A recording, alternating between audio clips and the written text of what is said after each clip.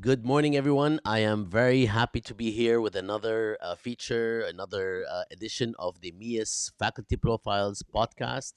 I am delighted. I'm always delighted. So this might sound like not, very exciting, but I am truly delighted to have with us two of our fantastic and inspiring faculty members, Professor Courtney Hughes Rinker and Professor Ahmed Selim Tekelioglu. I try not to pronounce the G in the last name and Ahmed's last name, and I hope I succeeded.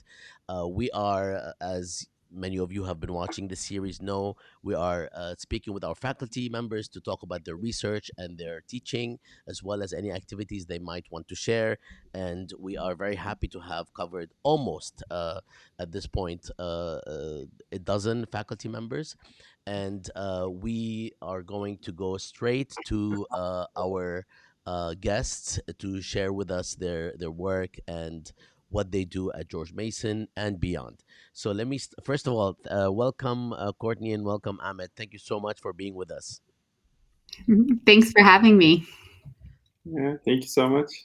I would like to start as we usually do with simply talking about your research. And as we do with every podcast, and as I share, this is conversational. Feel free to cut me off.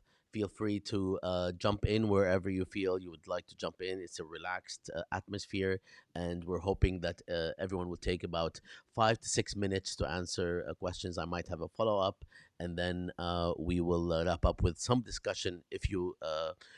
Have matters to share about any activities that you're involved in or that you're doing, especially in this atmosphere of social mobilization. Let me start with the director of GLOA at George Mason University, Courtney. So I will use the first name. Please feel free to use the first name, but also feel free to tell me not to use your first name. Courtney, tell us. I have been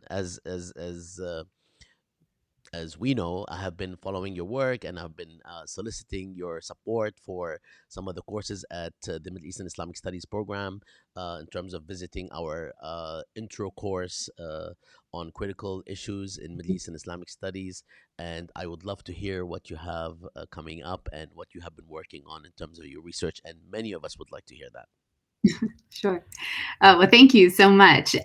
Yes, absolutely. So I am a medical anthropologist, and I have interest in areas of end-of-life care, palliative care, pain management, and I've previously worked on reproduction and women's health in Morocco.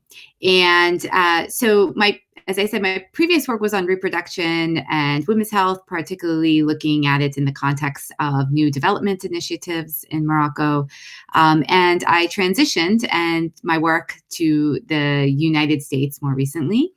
And picking up on some of the same themes, I recently completed a book called Actively Dying, The Creation of Muslim Identities Through End-of-Life Care in the United States, which was based upon fieldwork, largely ethnographic, predominantly here in the DC area.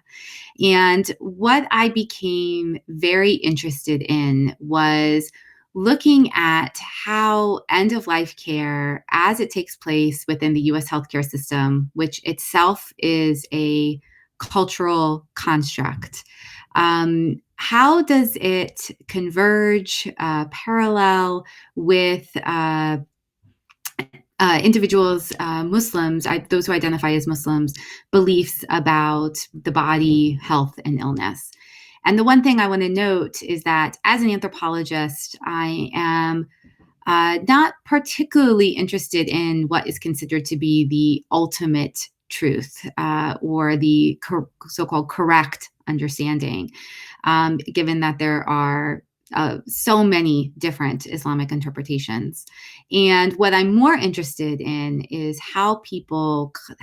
what's the process by which Muslims come to understand religious principles about health, illness, dying, death, the body, care, as they particularly go through end of life.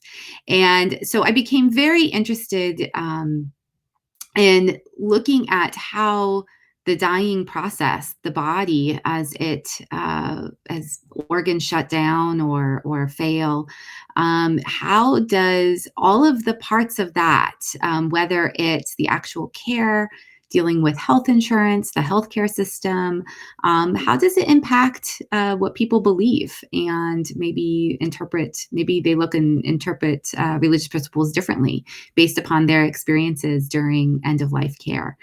And this particularly came out when I was doing field work in a hospital here in the DC region, and where I found that when Muslim physicians, when families, and even some patients who were able to speak for themselves, given that they were nearing the end of life, or physicians, the ones I spoke with were those treating those in critical care, or also nearing the end of life, perhaps even in hospice.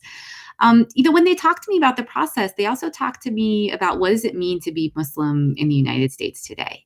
And I started to think about that a bit more, about how the dying body actually can cause people to rethink and reinterpret their own religious beliefs. And many times we think about religion being the driver of healthcare decisions. There's a lot of research on that, and certainly I can see that. But at the same time, I looked at the process in reverse. I looked at how caring for a relative who was dying, how someone who is dying themselves, someone who is treating a person in a hospital setting, how it also caused them to think about themselves as how they define themselves as being Muslim, or what they believe. And so I looked at this process in reverse in this book predominantly. And since I've completed the book, I'm looking to pick up on some of the same themes, but returning to Morocco with a new project on pain management during terminal and chronic illness in Morocco, particularly looking at the use of prescription opioids to treat pain. And in Morocco, opioids are very highly regulated. And so I'm looking at how I call it the structure of pain, kind of how bureaucracy and the healthcare system is set up, particularly when it comes to palliative care, which overall is lacking in Morocco, how that impacts people's suffering, and particularly as they are experiencing pain during either terminal illness or during chronic illness. So that's where I'm going, kind of where I've been and where I'm going with my research. Thank you so much, Courtney. This is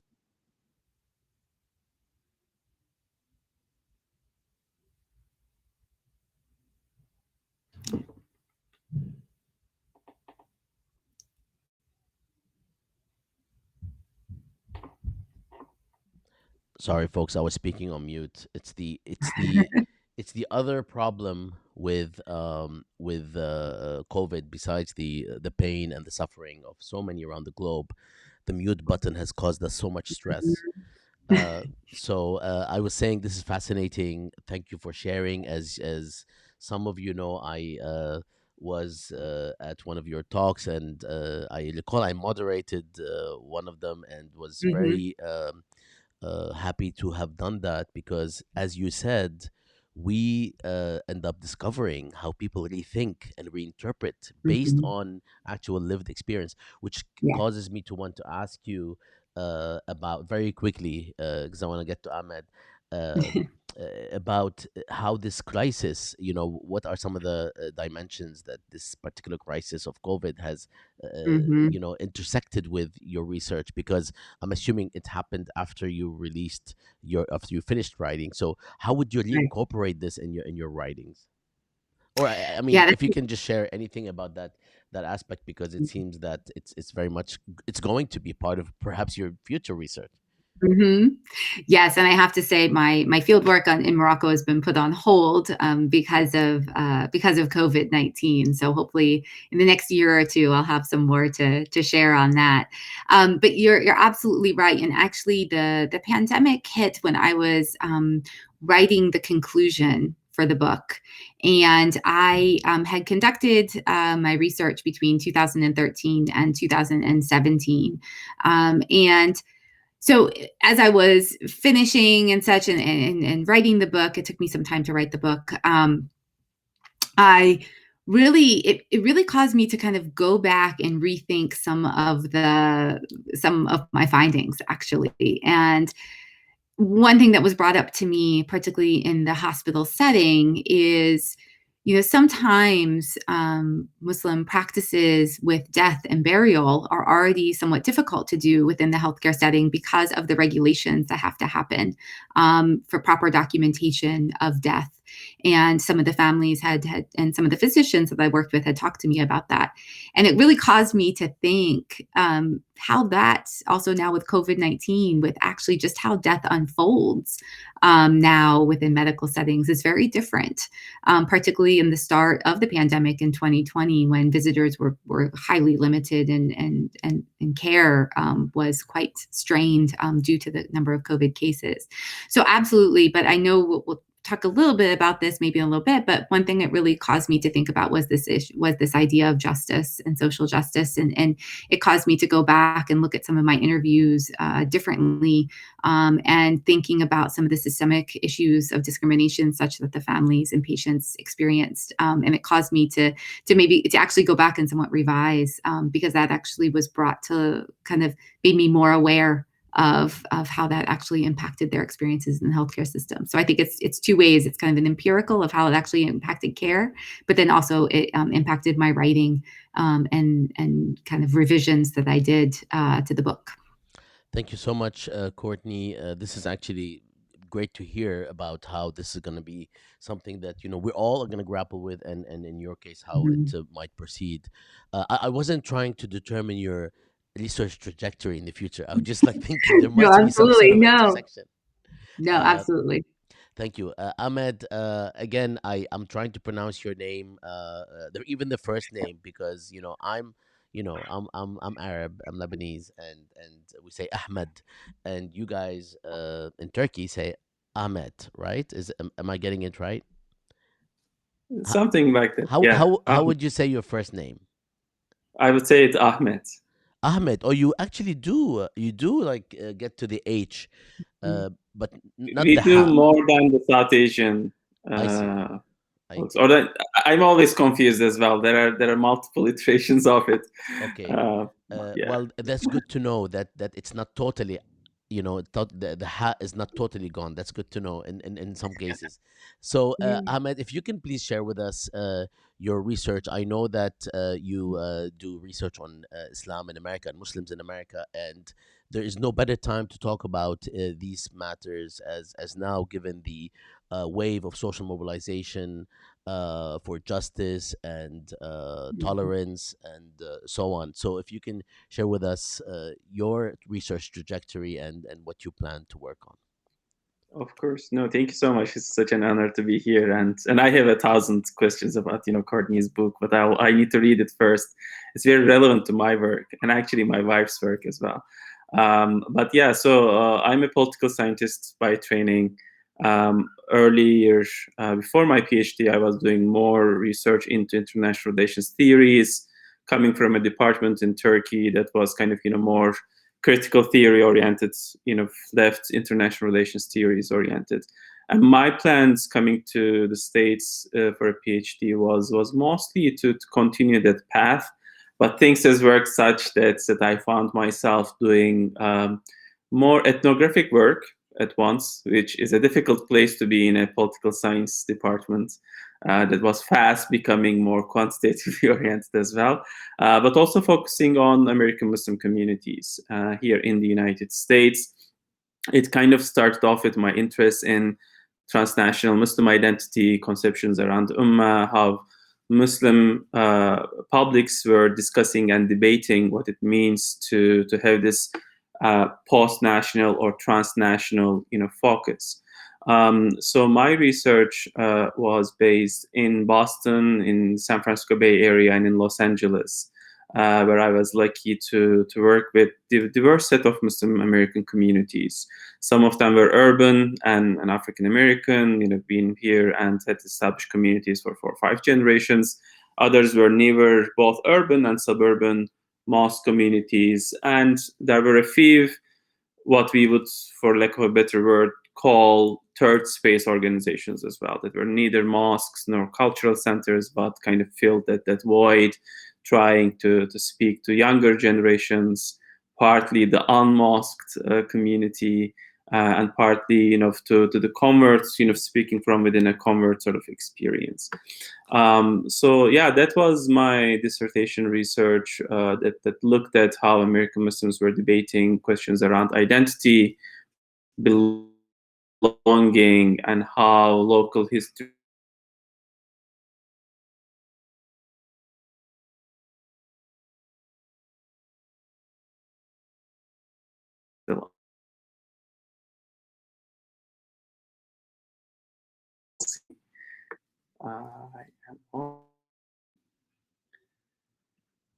in any case, let me continue. Ahmet, Yeah. Ahmet, I think we So lost you for about 15 seconds. If you want to recall some of the okay. matters you Yeah, were no, saying. I figured. I think that it was a call coming on my end to the computer that made that. But yeah, so I was saying that that discussion that focused on American Muslim identity, how local histories were impacting the trajectory of these discussions and debates. Like Courtney mentioned, what it means to be an American Muslim and how that was in conversation with the political discussions and debates in and around the country, was the focus of my work.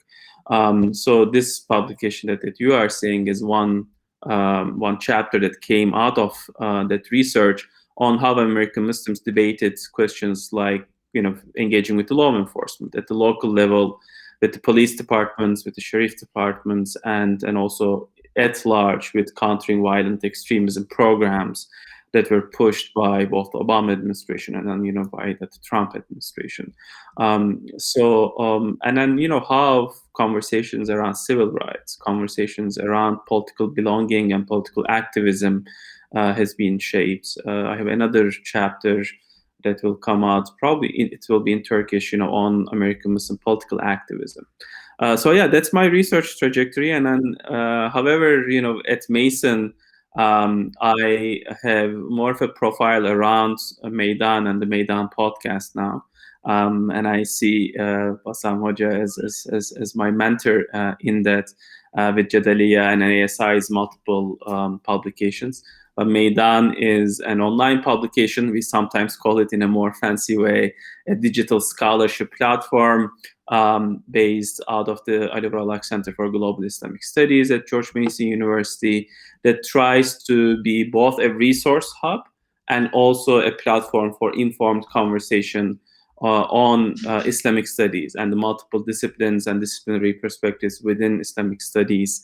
And since 2016, that has been my main portfolio at Mason, while I also teach courses as part of the MEIS 500 offering on Islam in America. And we have also, tried a few additional courses through the religion departments. We hope that down the line there will be more enrollment for those, so that those can be a bit more active. I do live and have another, work life here in the Philadelphia metro region. And here I'm more actively involved in the on the ground nonprofit work around civic activism and more specific engagement projects. That definitely has informed the last 2 years conversations around race, equity, and policing, and all of that has deeply influenced both my work and also how I now see American Muslim communities. Being in the Philadelphia region is really sort of a dream for anyone who is working on Islam in America, because the Philly area has one of the more diverse profile and deeply entrenched, profile of Muslim American communities, especially Black Muslim communities. So that has been really also very instructive for my own research and academic, perspectives. But yeah, I'll stop there, and I'm sure we'll have a lively discussion.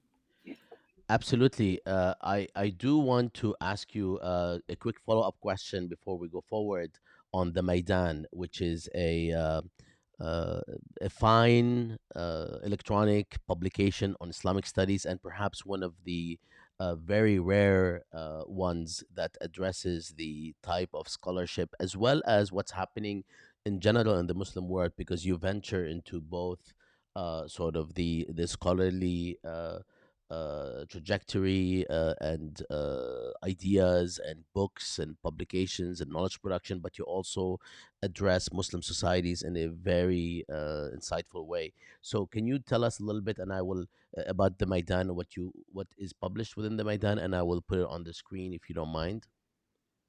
Yeah, no, of course, that'd be much welcome.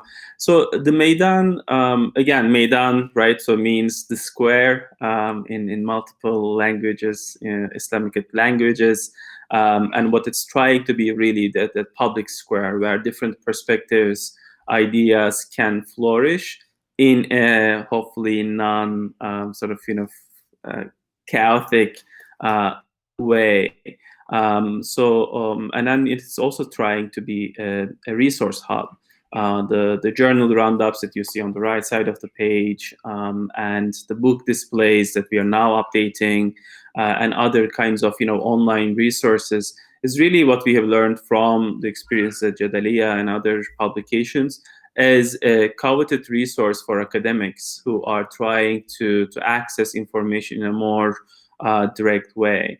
And Maydan has a very sort of often outspoken goal of trying to talk to the different geographic regions of Islam, right? Not only the Middle East, not only not only the United States, but also the global Muslim experience, and we try to bring in academics and experts from these regions who write short pieces, sometimes from their research, sometimes it's a book review.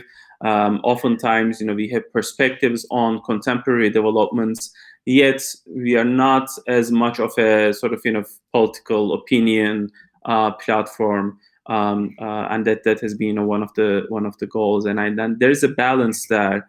But Maydan has also, created hopefully a platform where people are now, seeing as a good platform to put out their new research and their upcoming research. We publish short summaries or book intro pieces on new books. At the center, together with MEIS, we have hosted different programs, some of which has their outputs published on the Maydan. And there's a good balance, I would say, hopefully, that we have been able to publish from graduate students as well as established academics and new and upcoming academics. And I think that is really an important aspect of Maydan, and hopefully the value added for the broader knowledge production, as you have put, Bassam. Thanks very much, Ahmed. This is again a publication that those of us interested in Islamic studies must follow. And I have your bio and Courtney's bio in the Facebook feed. Courtney, we could not fit your bio in the Facebook feed. It's very long because you've been working very hard. So I actually included a link for people to read more. Sure. Uh, so, uh, so we are here with Professor Courtney Hughes Rinker and Ahmed Tekelioglu from George Mason University, and we spoke about the research, and now we're going to move to the teaching part. Before I ask Courtney about her monumental job as Director of Global Affairs at George Mason, if you can let us know a few things that people might want to know about your teaching, the courses you teach, and how things have been affected by the environment around us in terms of calls for social justice and so on, and whether the students themselves have been affected, which is something that we have all been, pleasantly witnessing. Right. Yes, of course.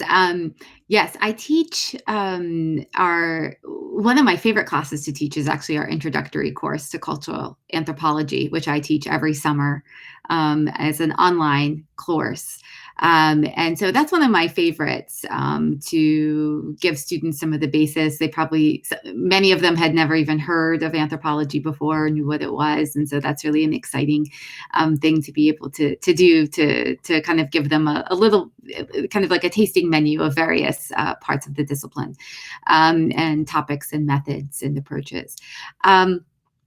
One course I teach in the fall, I teach it probably every other year, is called Myth, Magic, and Mind. And I can't say it's a course I initially developed. It was actually developed by another anthropologist, Dr. Jeffrey Mance, but one I have been able to have the pleasure of teaching since his departure to the NSF. And this really is a course about anthropology of religion. And we talk quite a bit about religion and spirituality. And what's very exciting, I think students come into this course thinking one thing, and I think they leave thinking another. Because what I really do is somewhat exactly what Ahmet and has talked about, is that, and yourself, is really helping them understand how religion is highly impacted by the lived experience. And so we talk about things about like economics and capitalism and, of course, conflict. It's not just kind of, we cover issues of witchcraft and such, but we talk about how witchcraft accusations may go up in times of transition or in times of instability. And so we cover a wide range of topics, but really, for me, that course is more not teaching them about particular religions or things like that, but rather to kind of talk to them about how our lives are highly interconnected. These different domains in our lives are extremely interconnected, and taking that piece from my research, in which I worked with here in the U.S. in particular, working with diverse Muslim communities, those who were born abroad and those who were born here in the U.S., those who identify as Black or African American, or those who identify as Arab. And so really understanding how religion and culture and lived experience all come together to inform these different interpretations and meanings of religion and religiosity for people is what I try to do in the course. So that's one of my favorite, another one of my favorite courses I teach.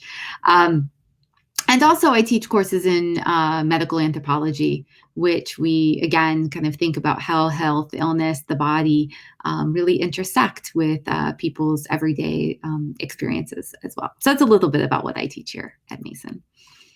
And can you tell us um, how you felt the student body has been affected by what we are witnessing around us in terms of calls for social justice, and whether the observations that you have reflect a Mm-hmm. fundamental shift, or just more sensibility towards these matters? Because frankly, from university to university and from within department to department within the Mm-hmm. same university, these things differ, as I have found out from asking my colleagues. Absolutely. Yes, I think so. I've particularly this past spring in a graduate course that I taught, which is our called Global Competencies. It's one of the first courses that master students in the Global Affairs program here in Chess complete. The one thing I really noticed is how students in my courses, in particular this past year, are really more aware of their own positions in society, thinking that they are taking a class at George Mason, an institution here in the US. And of course, here at Mason, we have just incredible diversity among our student body in every sense of the word, which really just makes the classroom just such an enriching experience for me too. And I learn so much from my students. But really recognizing their position in society, and thinking about kind of this destabilization of these different, I'll use a term that my GLOA faculty colleagues use, which is kind of destabilizing these global epistemologies, and understanding that these global flows are not always west to east, global north to south, but understanding these very complex ways that people, ideas, and knowledge move across the globe. And particularly in thinking about this, one thing I've noticed is that they're much more attuned to issues in questions of access in questions of equality and equity. And they really bring that out in the ways that they engage with and understand the material. I've also found students to be very one thing I've really appreciated is that they've been open and forthcoming about their own experiences that they've had, whether it is with issues of discrimination or even violence, and they've really been open to sharing those. And I really appreciate that because it's given us a chance to learn from each other in this classroom space. So I would certainly say yes, and I think this idea of becoming this more responsible citizen and global citizen even has really impacted the ways that they engage with the materials, but also the ways they understand their own positions in society. It certainly has come across in this past year in particular. Thank you. Thanks, Courtney. Um, would you feel or think or witness or have you witnessed a difference at George Mason across different sorts of departments? Are the humanities a bit more affected from your experience than perhaps students in engineering? Not on a one-to-one basis, because of course some students in either case have been affected or not affected, but in general, is there something that we could say about how differentially people are affected based on their major? Well, I think that's an interesting question because I think that's part of what I'm here to do, right? Is like what I'm here to kind of have them think differently and ask these tough questions of themselves and of their peers. I will say, as I taught this course I taught this past spring had a mix of global affairs students, but also students from the College of Health and Human Services. And what was really interesting about that course was, there was conversations about how we paid a lot of attention to history. We paid a lot, even though we were talking about global health, we paid a lot of attention to how settler colonialism, imperialism still has lingering impacts today.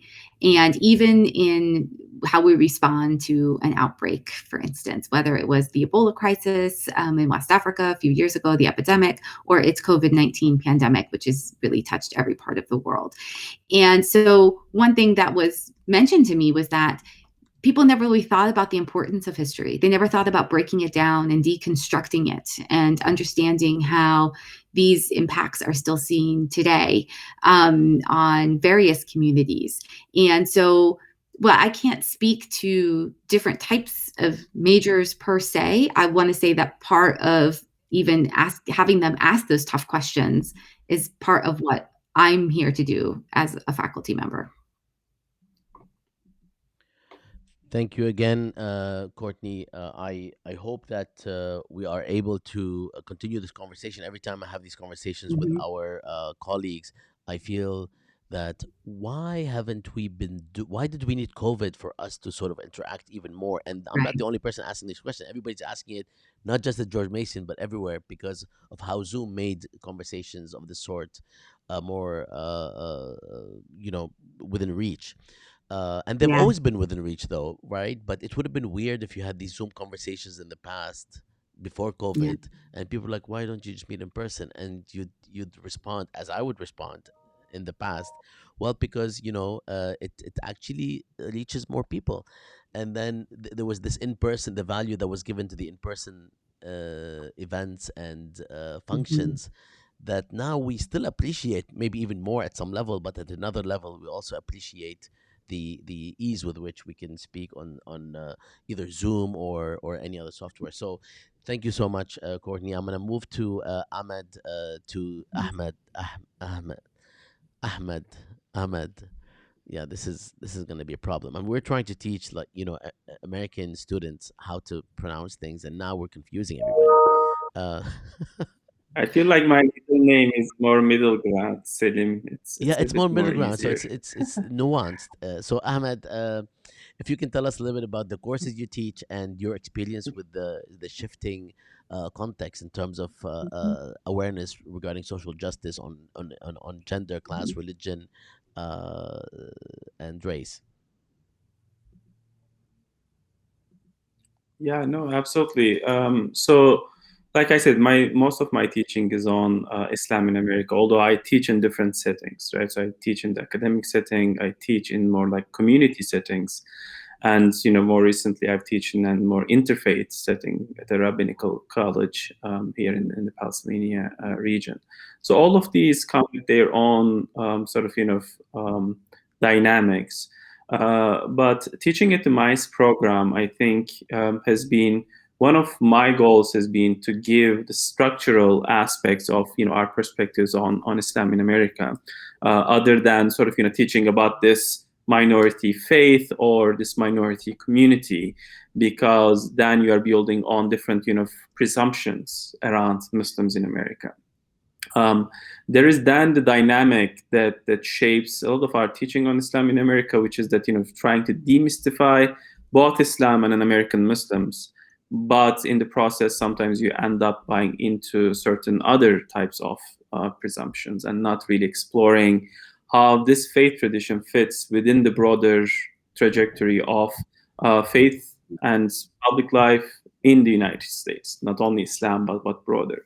So that has been one of my goals in my teaching, has been to try to give and to convey that perspective.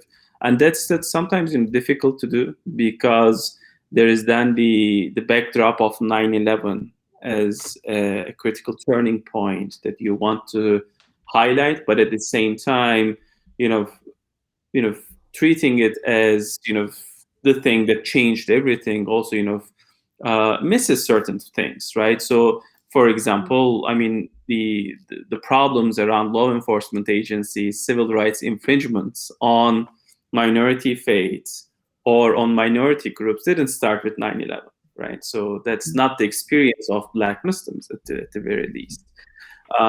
Obviously, the shaping of the academic approach to Islam in America as a field of study with 9/11 has shaped some of our perspectives, but at the same time, it's not the only thing that has impacted. So trying to strike a balance between those, and of course, at different levels, when you are teaching, there are different perspectives you bring up, like Courtney mentioned. So that's really something that I try to do.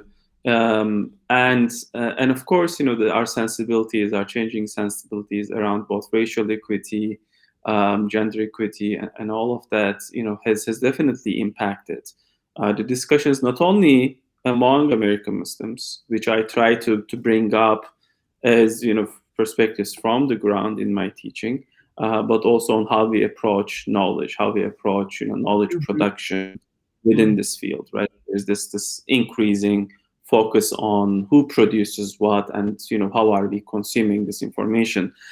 This is obviously not a new focus, but it has become, I think, more pronounced within the American Muslim communities. And of course, there is then, when we are doing teaching, like lines of inquiry around what constitutes orthodoxy, what constitutes norms and normativity within this American Muslim community, are also center and front in our teaching, in our exploration.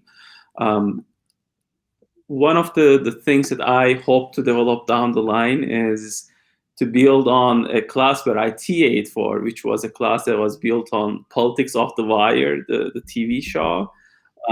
Is a course on representations of American Muslims in popular TV and in comedy, especially.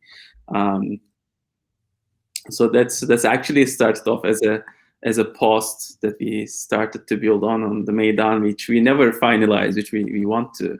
But I hope to also offer a course down the line on that, which is I think a good exercise. And of course, we are seeing many different manifestations of that representation, and how that sometimes informs and shapes community discussions as well. So in some ways, part of my teaching is more focused on politics, but part of it is more on that sort of lived experience from the ground, and how that shapes our knowledge and our perspectives in academia. Hmm. Thank you. Thanks, Ahmed. That was really important, and perhaps as important as ever, if not more important. The topic you're teaching, and I've seen students of yours, of course, come back to me and talk about how enlightening it was to be with you in the classroom. So that's really important, especially on this topic. And now I would like to address the big elephant in the room. Actually, it's not an elephant. It's actually, I don't even know if it's big either, or if it's in the room.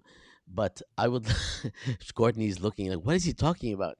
I'm talking about Courtney and your position as director of the magnificent global affairs program at George Mason, which Lisa Breglia ably run before you for years, and you are now in the driver's seat. If you can tell Right. us a little bit, as I just go through the website, the global affairs website, if you can tell us a little bit about the program and why is it so important, and how it has affected our George Mason community, and of course you're our big sister program because it's a much larger program than the Middle East and Islamic Studies, but you're also with us, so this actually is Mhm. is really comforting and empowering. So the floor is yours. Oh, well, thank you. Yes, of course. I'm happy to share a little bit about the Global Affairs program. So, the Global Affairs program is in our College of Humanities and Social Sciences. And I recently came on as the director of this wonderful program in August of last year, of 2020. And the program offers both a bachelor's and a master's degree. And what I think is really unique about our global affairs program is that it really is interdisciplinary and multidisciplinary. And what we try to do at both our undergraduate and graduate levels is to provide students ways to approach particular issues, topics, problems, challenges, successes, all through various perspectives. So, not only will you learn from kind of thinking about social sciences and humanities, the college we're based in, but you might also learn through thinking about international relations, thinking about economics, thinking about political science. Hello, And so everyone. My name is Courtney Hughes Rinker. Sorry. Oh, that's me. um, and so there's, what's really unique about this program, I think, at both our undergraduate and graduate level, is that it really encourages students to look across fields and disciplines for methods, for approaches, to really address some of the most pressing societal issues historically and today and moving forward as well. We have various concentrations. So students will take courses in global affairs, but they might also take courses in other units in our college and even across campus. One really unique thing about our master's program is that we do have a required study abroad, which is a 2-week program that is led by one GLOA faculty member. So it's not where we send our students to different programs across the world, but it's really with one of our faculty members taking you to a place that they are familiar with, that they've done research in perhaps, and actually having them kind of walk you through seeing how these different global processes and flows kind of really take shape within this particular space. Um, and so we have a focus on students who might want to go on for further, whether it's to go on for a master's or a PhD after they graduate with their bachelor's, or going on for a doctorate and master's, but also those who want to go into work in nonprofits, in think tanks, in different organizations, development, the government, et cetera. So they kind of go, we try to think about, where they can really go and apply this real multidisciplinary perspective. Thank you. This is really important, as anybody who actually has been to George Mason knows the program is very popular, one of the largest programs, and has touched the lives of so many of our students. And of course, it involves a lot of students who are not in, as you shared, who are not in just global affairs or not in just humanities, others who come and you get a chance to actually share with them orientations, viewpoints, and Absolutely. world views from the perspective of of the humanities, which we need to fight for the humanities, because there is a trend over the past 30 or 40 years where the humanities are given a little or a lot less gravity in the educational system Hmm. because of the market and because of the neoliberalization of the university, not just in the United States but everywhere. Right. Thank you very much, Courtney. And this is basically the counterpart to Ahmed talking about the Maydan. Like, these are sort of your activities outside the classroom, outside your own research that you actually do at Mason. I want to close with asking you if you would like to share anything about your activities outside George Mason, or even outside the realm of scholarship, but of course having to do with maybe your role as a public intellectual, or what you do in our society that is connected to knowledge production, but not necessarily within George Mason. If there is anything else you'd like to say in that regard, or if there are some last words you can impart on us before I basically stretch this conversation more than I promised you. It should be around 35 to 45 minutes max. But this has been very interesting, and you guys are doing so much good work outside, even outside the classroom, that we needed that time to cover it. So I'll leave the microphone to you. Let's start with Ahmed. If there's anything that you'd like to Mhm. share with us in terms of closing words or other activities that you have. Yeah, no, thank you so much, Jim. This was really, really an exciting conversation, and I learned a lot. I think we have recently started a podcast channel under the Maydan podcast, and we have a few of our digital you know programs like the After Malcolm archive offered under the Center for Global Islamic Studies. I want to bring those two as potential teaching resources and learning resources to our audience. I think both can supplement syllabi, can be good resources for archival research, and hopefully could supplement some research that our audience might be doing. So the Maydan.com will give you links to both the Maydan podcast and also After Malcolm project. If you go, you'll find links to that. So just wanted to bring those to everyone's attention. And we have a few other things that we are trying to cook through the summer, and hope to share those down the line, both with the Mason community and the community at large. Thank you so much. Yes, I do attest to these projects. I've seen them at work. We have offices nearby, and we dwell together in the same subfield. And I'm really also looking forward to these developments coming up. Ahmed, thank you for joining us. And Courtney, do you have time to do anything else? Do you have, besides your research and GLOA? Yeah, one really, I have to say, one really exciting project that I've been just had the pleasure of being able to be part of is when we also think about inclusion, the one thing we also need to think about is accessibility. And there are various challenges that students face. And so I've had this amazing opportunity to be part of the creation of an open access resource for introductory to cultural anthropology courses. Both hopefully it'll be used in the classroom, but then also even perhaps in some other settings with a wonderful team of colleagues at Mason and also at VCU and in California. And the one thing that we've really tried to do with this introductory source kind of goes on what we've been talking about. And we're also doing this to our GLOA 101, which is our introductory course in global affairs, is to think about how to think about the narrative that is usually told and who is left out of that narrative when we think about the creation of the disciplines. And so the one thing we've been working on this resource and that we're also thinking about in our 101 is how do we include those voices who haven't been heard? How do we include those scholars of the global south, of underrepresented groups, who have played an equally as important role in the creation of knowledge, as Ahmed had said about knowledge production, but yet they're not always part of that story. And so that's one really exciting project that I've been working on. And hopefully the resource, which was a project funded through the Virtual Library of Virginia, will be available for introductory to anthropology courses in the fall to everyone.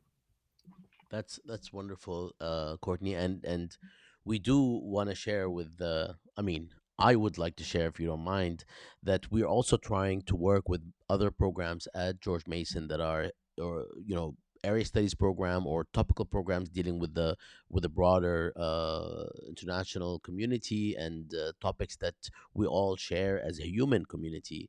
We're trying to actually revive some sort of a colloquium or some sort of a not an organization, but some sort of a network that of units and departments that deal with these matters, so that we could maybe learn more about how much we share, and hopefully you and I will be going through this.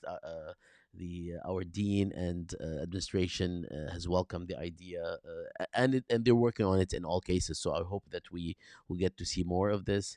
Um, Thank you both so much. This was so enlightening, and I hope people who are listening to this are able to appreciate the sort of diversity we have, which is kind of cool. That I wanted to actually ask people who are, either anthropologists or historians to come together, but this is much more interesting to sort of have, people, perhaps from different disciplines or focusing on different topics, as we did last week here in the studio, which I hope we will do again when you guys can join me here in the studio, because it was really lively to have someone from media and someone from political science talk, and then we realized that those boundaries are mostly artificial because they had so much in common. So that was wonderful.